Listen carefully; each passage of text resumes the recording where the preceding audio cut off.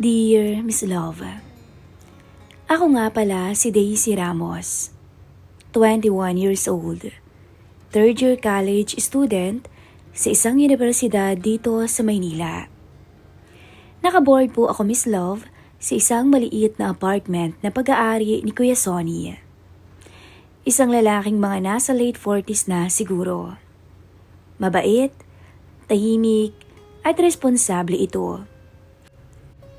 Siya ang naiwan dito sa Pilipinas habang ang misis niyang si Ate Rowena ay nagtatrabaho sa abroad bilang domestic helper. 3 taon na raw mula nung huli silang nagkita. May anak po silang isa. Si Eliza na halos kaedad ko lamang. Mabait din to. 2 taon na rin akong umuupa sa kanila. Hindi naman kami madalas magkausap ni Kuya Sonny noon. Pero nitong mga huling buwan, parang napapadalas. Siguro kasi ako na lang yung hindi pa nakakabayad ng renta. Mahigpit siya sa bayad. Pero hindi naman siya mahirap pakiusapan kung kailangan. Kaso nga lang, ngayong buwan, talagang wala pa rin akong maibigay. Kumakain ako noon ng instant noodles nang kumatok siya sa pinto. Daisy, tawag niya mula sa labas. Agad akong napatayo. Po, Kuya Sonny. Binuksan ko ang pinto at nakita ko siyang nakatayo.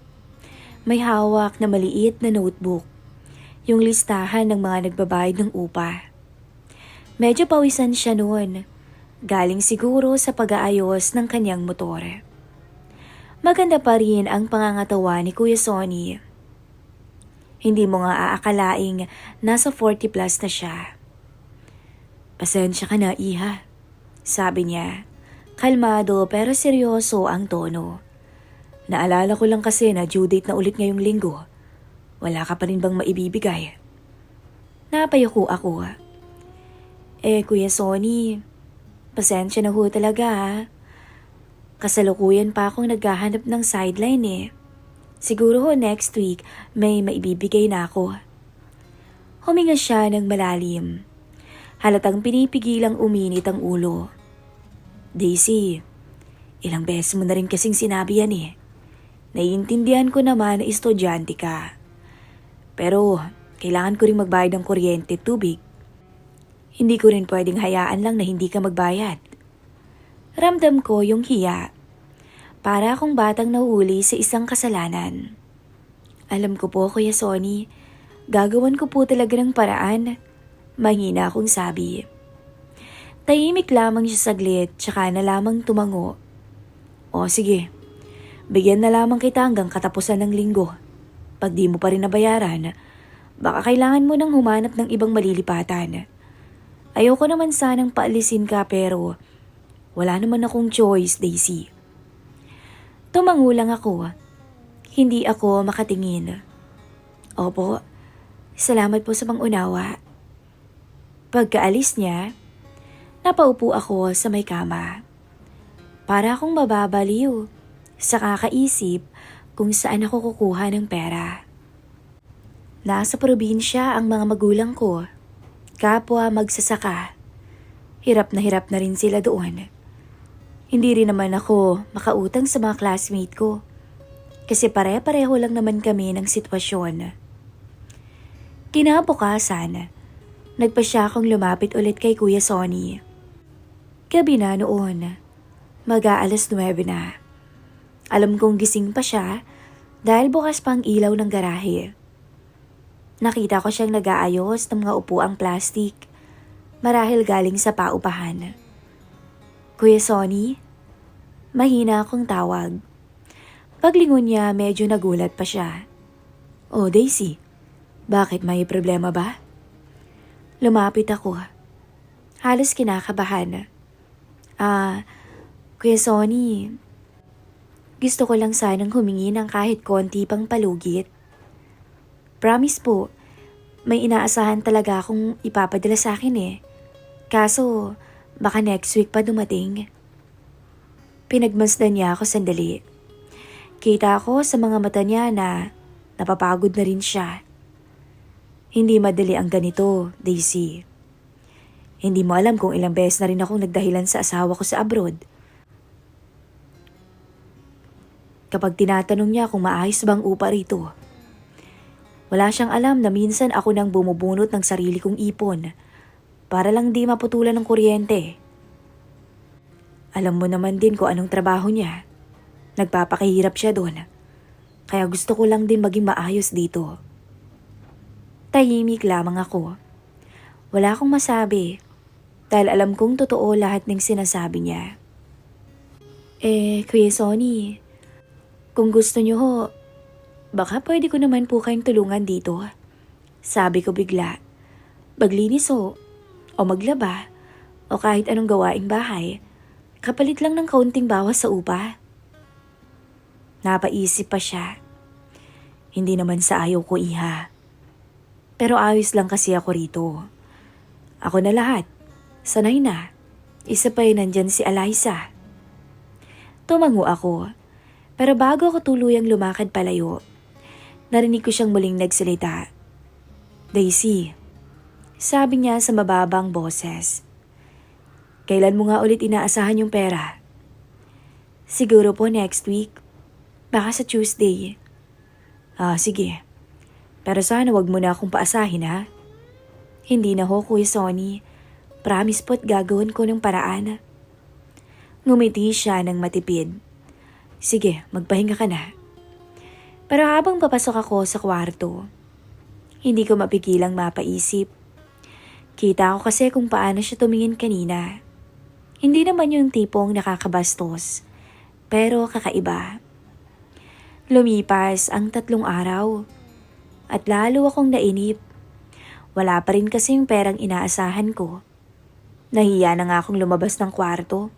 Kapag naririnig kong nasa labas si Kuya Sonny, nagtatago na lang ako. Pero isang gabi, kumatok na naman siya. Daisy, sandali lang. Tawag niya. Pagbukas ko, hawak niya ulit yung notebook. Pero iba yung itsura niya ngayon. Parang hindi nagalit. Parang gusto lang makausap. Pasensya ka na, iha. Biglaan lang eh. Kailangan ko na talaga yung pera. Wala ka pa bang maibibigay? Huminga ako ng malalim. Nanginginig pa ang boses ko. Kuya Sonny, wala pa po talaga akong pera eh. Hinihintay ko nga rin po yung padala. Pero, kung gusto niyo baka naman pwede kong gawan na lang ng ibang paraan. Napakunot noo siya. Anong paraan? Ano bang ibig mong sabihin? Dahan-dahan kong tinaas ang tingin ko sa kanya. Wala naman po ang misis niyo, hindi ba? Matagal na rin kayong magkalayo. Natahimik siya. Wala akong narinig kundi ang lakas ng kabog ng dibdib ko noon. Hindi ko rin alam kung saan ko hinugot yung tapang na yon. Pero sa puntong yun kasi, desperada na talaga ako. Matagal siyang tumingin sa akin. Parang naguguluhan kung ano ang dapat niyang isipin. Hanggang sa marahan siyang napayuko at nagsalita sa mababang boses. Daisy, alam mo ba yung mga sinasabi mo? Alam mo bang delikado yung mga ganyang salita? Hindi ako sumagot. Pinilit kong ngumiti kahit nanginginig ang tuhod ko. Yun na lang din po kasi yung naiisip kong paraan. Kung gusto niyo ho, gagawan ko talaga ng paraan. Pero sa ibang paraan, bulong ko. At doon nagsimula ang katahimikan na nagbago sa pagitan namin. Hindi na siya nagsalita pagkatapos nun. Umalis na lamang siya. Kinabukasan, nagkita kami sa labas ng gate. Nasa tapat siya at nagwawalis, habang ako na may paalis papuntang school. Napatingin siya sa akin at ako na may napangiti ng tipid. Tumango lamang siya. Walang sinabi at nagpatuloy sa ginagawa. Parang sabay naming pinili na wag nang ungkatin muna ang nangyari kagabi. Lumipas ang mga araw. Normal sa paningin, pero hindi sa pakiramdam. Parang may nakabitin sa pagitan namin. Tuwing dumadaan ako, nararamdaman kong sinusundan niya ako ng tingin.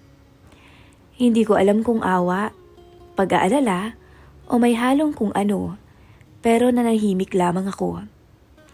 Hanggang dumating yung araw na pinangako kong magbabayad ako. Biyernes na nga ng gabi yun. Halos buong araw akong kinakabahan kasi wala pa rin dumadating na pera. Ang sabi ko kasi Tuesday talaga, pero humingi ako ng palugay hanggang Biyernes. Yung sinasabing ipapadala ng pinsan ko, hindi natuloy dahil daw may inuna silang gastusin. Ilang beses kong binuksan yung GCash ko pero wala talagang pumasok. Bandang 9:00 ng gabi, kararating ko lang galing school. Malakas pa nga ang ulan sa labas. Basa pa ang laylayan ng pantalon ko. Umupo ako sa kama. Hawak ang wallet kong halos walang laman. Napatitig ako sa dingding ng matagal. Alam kong kailangan ko nang harapin si Kuya Sonny. Kaya kahit nanginginig ang kamay ko, tumayo ako. Inayos ko yung sarili ko at lumabas ng kwarto. Dumiretso ako sa bahay nila, nakatabi lang ng paupahan. Bukas pa yung ilaw, at sa loob naririnig kong may tugtog. Kumatok ako, mahina lang. Tao po? Kuya Sonny? Tawag ko. Ilang segundo, tapos bumukas yung pinto. Oh, Daisy. Sabi niya na medyo nagulat. Ikaw pala. Pasensya na po Kuya Sonny. Sagot ko na halos hindi makatingin. Pwede ko ba kitang makausap? Tungkol po sana sa bayad ko eh. Tumango siya. O sige iha, dito lang tayo sa sala. Pero mabilis akong umiling. Kung maaari ho sana, pumunta na lamang kayo sa kwarto ko. Ayoko po kasing may ibang makarinig ng sasabihin ko eh. Napatigil pa siya. Kita ko sa mukha niya na parang may alam na siya. Pero pagkatapos ng ilang segundo, marahan siyang tumango. Sige, sandali lang. Pagkalipas ng ilang minuto, naglakad siya papunta sa kwarto ko. Ako na may halos hindi makahinga sa kaba. Pagpasok niya, agad kong sinara ang pinto. Tahimik kami. Ang tanging tunog ay ang patak ng ulan sa bubong at ang mahihinang yabag sa sahig. Ano bang pag-uusapan natin, Daisy? Tanong niya na mahinahon ng boses. Huminga ako ng malalim. Kuya Sonny, pasensya na talaga ah. Wala pa rin po kasi akong pera eh. Hindi rin ho dumating yung inaasahan ko. Wala po talaga akong maibibigay eh. Napayuko ako at halos mabasag ang boses ko. Ayoko naman pong umalis dito pero wala na talaga akong ibang magagawa. Tahimik siya. Tumitig siya sa akin. Seryoso pero hindi galit. Akala ko ba makakabayad ka na ngayon, Daisy? Yun nga ho, Kuya Sonny eh. Hindi ko naman po kasi inaasahan na hindi ho maipapadala yung pera. Nagka-emergency daw po kasi sila eh. Hindi ko na natapos ang sasabihin ko. Dahan-dahan akong lumapit sa kanya. Ramdam kong namumuuna ang luha sa gilid ng mga mata ko. Kaya gusto ko sanang tuparin yung sinasabi ko noon. Kung gusto niyo ho. Napatingin siya sa akin at tila natigilan. Anong sinabi mo? Yung tungkol ho sa ibang paraan na pwede kong gawin. Mahina akong sabi. Ayoko po kayong lokohin, Kuya Sonny. Alam kong mali pero wala na po akong ibang mapagkukunan. Kung gusto niyo ho, yun na lang yung gawin natin. Umiling siya agad. Marahan pero mariin. Daisy, huwag mo nang sasabihin yan. Hindi mo kailangan gawin to. Pero Kuya Sonny, pinutol ko siya. Halos umiiyak na ako. Wala po talaga akong maibibigay. Saan po ako pupunta kung mapapaalis ako? Baka hindi na ho ako makapagtapos. Konting-konti na lang po. Makakapagtapos na ako ng pag-aaral ko. Hindi mo kailangang umabot sa ganito. Sagot niya. Lumapit siya. Hindi mo kailangang ibaba ang sarili mo dahil lang sa upa. Sa loob-loob ko, alam kong hindi yon ganun kadali. Madaling sabihin pero mahirap. Nakita kong napatingin siya saglit sa gilid. Parang nag-iisip. Siguro gulong-gulo na rin ang isip niya katulad ko. Tahimik lang kami pareho ng ilang sandali. Ang ilaw ko ay malamlam at ang lamig ng hangin mula sa labas ay sumisingaw sa bintana ko. Parang pinipigilan ng gabi ang kahit na anong salita. Kuya Sonny, tawag ko ulit ng mahina lang. Kung gusto niyo, wala na tayong kailangang pag-usapan. Ako na lamang po ang bahala sa inyo. Hinawakan niya ang ulo niya. Natila ba sumasakit na at halatang gulong-gulo na. Daisy, tigilan mo na to. Hindi ako ganong klaseng lalaki. Alam ko po. Sabi ko sabay ngiti kahit nanginginig. Kaya nga mas lalo akong nahihiya sa inyo eh. Pero hindi ko na rin po kasi alam kung anong gagawin ko. Ayoko rin naman pong mawala yung tiwala niyo sa akin. Huminga siya ng malalim. Tsaka tumingin sa akin ng diretso. Hindi kita pa alisin. Pero gusto ko ng malinaw. Ayoko ng ganitong usapan. Naiintindihan mo ba? Tumango ako. Kahit hindi ko alam kung matutuwa ba ako o malulungkot. Opo, Kuya Sonny. Mag-aral ka na lang mabuti. Yan na lang ang ipalit mo. Yan ang gusto kong kapalit, wala nang iba. Sabi niya sabay ngiti. Yung tipid ng ngiti, pero alam mong totoo. Naiyak ako noon, Miss Love. Salamat po, Kuya Sonny. Promise ho, babawi ako sa inyo. Tumango siya, tsaka tumalikod papalabas ng kwarto ko. Bago siya lumabas, huminto siya sandali. Daisy, iha. Sabi niya nang hindi lumilingon. Kung may problema ka pa, sabihin mo lang. Pero wag mong gawin yung mga ganong alok. Naiintindihan mo ba ako? Opo, sagot ko. Pasensya na po talaga, Kuya Sonny. Pagkasara ng pinto, napaupo ako sa sahig. Hindi ko alam kung gumaan ba o lalong bumigat ang loob ko. Ramdam ko pa rin ang hiya. Pero kasabay nun, Miss Love, may kakaibang respeto na umusbong sa pakiramdam ko. May respeto akong nararamdaman kay Kuya Sonny. Gabi na nang tuluyan akong nakatulog. Sa labas ay patuloy pa rin ang pag-ulan. Sa isip ko, paulit-ulit ang mga salitang sinabi niya. Mag-aral ka na lang ng mabuti. Yun ang gusto kong kapalit. Hindi ko alam kung yun na nga ba ang katapusan ng problema ko. O simula pa lang ng mas komplikadong damdamin. Sa paglipas ng mga araw, hindi ko alam, Miss Love, kung kailan nagsimulang magbago ang pagtingin ko kay Kuya Sonny. Hindi ko alam na baka nung gabing iyak ako ng iyak at hindi niya ako sinisermonan. O baka naman noong sinabi niyang hindi niya ako paalisin kahit na hindi ako nakapagbayad ng upa. O baka naman nung nakita ko siyang mag-isa na nag-aayos sa may garahe habang umuulan. Naisip ko kung gaano siya kasipag at kabait na lalaki kahit halatang pagod na rin sa buhay. Ang totoo, natatakot akong aminin, Miss Love, na unti-unti nagkakagusto ako kay Kuya Sonny. Kahit alam kong hindi dapat. Hindi dahil sa awa niya, hindi dahil sa utang na loob ko, pero dahil sa pagiging maginoo niya at yung respeto. Mula nung gabing tinanggihan niya ako, nag-iba ang aura niya. Parang mas naging maingat pa siya. Kapag sabay kaming nagkakasalubong sa labas, ngumingiti lang siya at tatawag ng, maaga ka ngayon ha, ingat sa school. O kaya naman, siya nga pala kung wala kang ulam, may niluto kong ginisang munggo. Kumuha ka na lang sa bahay mamaya. Huwag ka nang mahiya. At sa bawat simpleng salita na iyon, pakiramdam ko, lalo kong lumulubog sa hindi ko dapat maramdaman.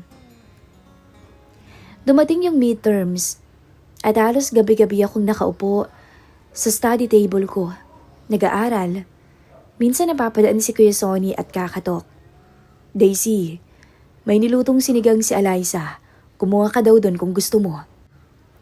Hindi ko alam kung bakit ang simpleng kabaitan niya ay parang suntok, diretso sa puso ko.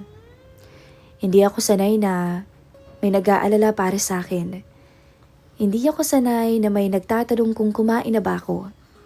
Kaya siguro, dahan-dahan akong nahulog. Alam kong mali at hindi dapat.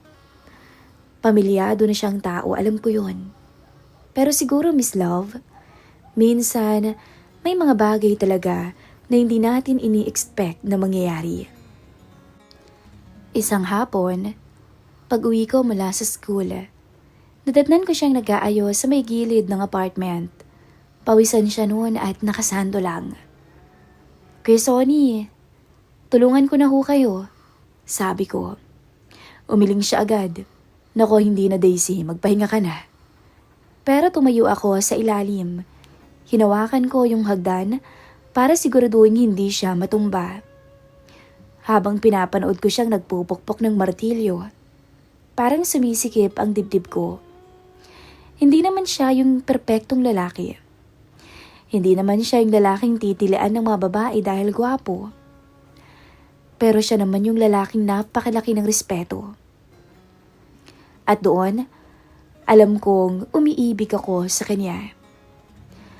Mabilis lumipas ang mga buwan. Kahit papaano ay nauunti-unti ko namang magbayad sa kanya. Madalas pa rin kaming magkita at minsan pa nga'y pumupunta ako sa kanila dahil kay Eliza. Mabait din naman kasi si Eliza at magkasundo kaming dalawa. Hanggang sa dumating yung araw na pinakahihintay ko. Ang nalalapit na graduation ko. Sa wakas, naabot ko na yung pangarap ko. Ramdam ko yung kaba at saya ng pamilya ko. Pero sa likod ng lahat, may bumabagabag sa akin. Alam ko soon, aalis na ako. Hindi na ako magbo-board dito. Tapos na ang dahilan para araw-araw ko siyang makita. At doon ko naramdaman ng totoo. Nalulungkot ako. At ayoko sanang mawala dito sa bahay. Ayokong mawala si Kuya Sonny sa buhay ko. Gabi bago ang graduation, hindi ako makatulog. Paulit-ulit sa isip ko ang mga sandaling tinulungan niya ako kahit hindi naman kailangan. Lalo na yung mga sinabi niya noon na mag-aral ka ng mabuti. Napangiti ako habang iniisip ko yun. Pero may kirot din dahil pakiramdam ko yun na ang pinakamalapit naming naging usapan tungkol sa amin. 10:00 na nang lumabas ako ng kwarto ko. Nakasando lamang ako at short na maiksi. Tapos huminga ako ng malalim. Nasa labas si Kuya Sonny noon, nakatambay pa. Kuya Sonny, tawag ko. Napatingin siya. Uy, Daisy, gising ka pa? Hindi lang ho makatulog. Pwede po ba tayong mag-usap? Tumango siya. Sige, dito ba? Bakit? Umiwas ako ng tingin. Doon po sa kwarto ko. Para walang makarinig. Tumingin siya sa akin ng matagal. Hindi malisyoso pero parang nag-aalala. Sigurado ka? Tanong niya. Tumango ako. Opo. Sumunod siya. At pagpasok namin, sinara ko ang pinto. Hindi dahil sa kahit ano. Pero dahil gusto kong walang makakarinig. Ano ba yun, Daisy? May problema ba? Tanong niya na nag-aalala ang tono. Huminga ako ng malalim. Kuya Sonny, aalis na ho kasi ako pagkatapos ng graduation. Babalik po ako ng probinsya. Baka hindi na ho ako makabalik dito. Tumango siya. Alam ko, Iya, natural lang naman yun. Masaya ako para sa'yo at nakapagtapos ka na. Hindi ko nakayanan. Tumulo ang luha ko na lamang bigla dahil hindi ko napigilan ang emosyon ko. Kuya Sonny, ayokong umalis dito na parang wala lang. Lumapit siya pero hindi niya ako hinawakan. O bakit ka umiiyak? Ano bang nangyayari? Pinahid ko ang luha ko. Nanginginig ang boses ko. Kuya Sonny, gusto ko kita. Natigilan siya. Ako naman ay halos hindi makahinga.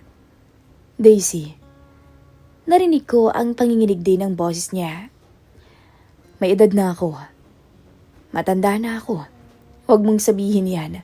Baka naman na-attach ka lang. Matagal na po akong sigurado. Matagal na po. Sabi ko. Umiling siya at ramdam ko ang hirap niya. Daisy, may asawa ako. Hindi ako pwedeng, alam ko, putol ko. Pero hindi ko kailangan ng relasyon kay Sonny. Hindi ko kailangan ng pangako. Hindi ko rin kayo pipilitin na magtaksil. Nagsalubong ang kilay niya.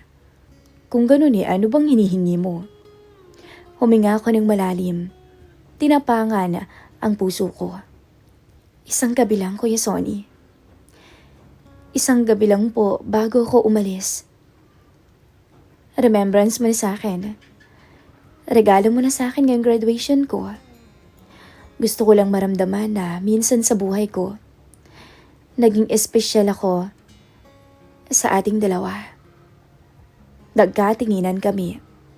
Tumingin siya sa may sahig at halos hindi makapagsalita. Daisy, hindi naman yata tama yung hinihingi mo. Hindi nga po. Sagot ko. Nangingiti habang umiiyak.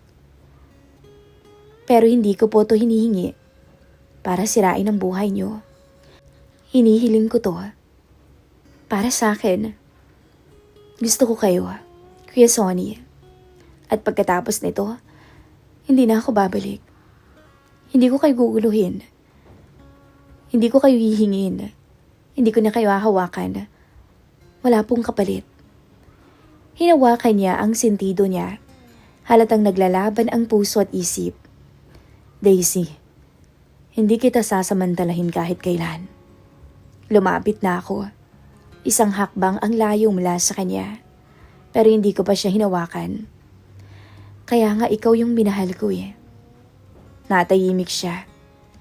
At sa unang pagkakataon, tumingin siya sa akin nang hindi tumatakbo, nang hindi umiiwas, nang hindi tumatanggi. Daisy, mahina niyang sabi. Magsasalita pa sana siya nang pigilan ko siya. Gamit ang labi ko. Opo, Miss Love. Hindi ko na rin kinaya.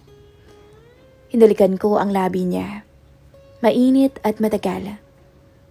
Mahirap isipin na nagkagusto ako sa lalaking malaki ang agwat ng edad sa akin. Pero yun ang totoo. Gusto ko siya. Kahit alam kong mali. Nagtagal yung halikan namin. Pagkatapos sinabi ko sa kanya na pumayag na kayo. Alam ko naman na matagal na rin hindi nakakauwi ang asawa ninyo. Minsan, kailangan nyo ring sumaya. At ako nang bahala doon. Isang regalong ibibigay ko sa lahat ng tulong na ginawa mo para sa akin. At doon, dahan-dahan kong kinalas ang lahat sa akin, Miss Love. Napatitig pa nga siya. Hanggang sa alam kong hindi na rin niya kinayang tumanggi. Daisy, okay lang Kuya Sonny. Isang gabi.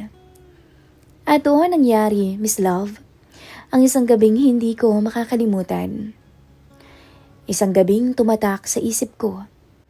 Isang gabing pagkakasala ko sa kanyang misis. At nang matapos yung gabing yon, hindi na yon muling naulit pa. Sa ngayon, Miss Love, nagtatrabaho na po ako. At hanggang ngayon, hindi pa rin nawawala sa alaala ko si Kuya Sonny. At sana kung nasaan man siya ngayon, Sana, Kuya Sonny, hindi mo makalimutan ang isang alaala na iniwan ko sa iyo. Muli, ako po si Daisy. Maraming salamat po, Miss Love, sa pag-share po ng aking story dito sa inyong channel. Maraming salamat po and God bless.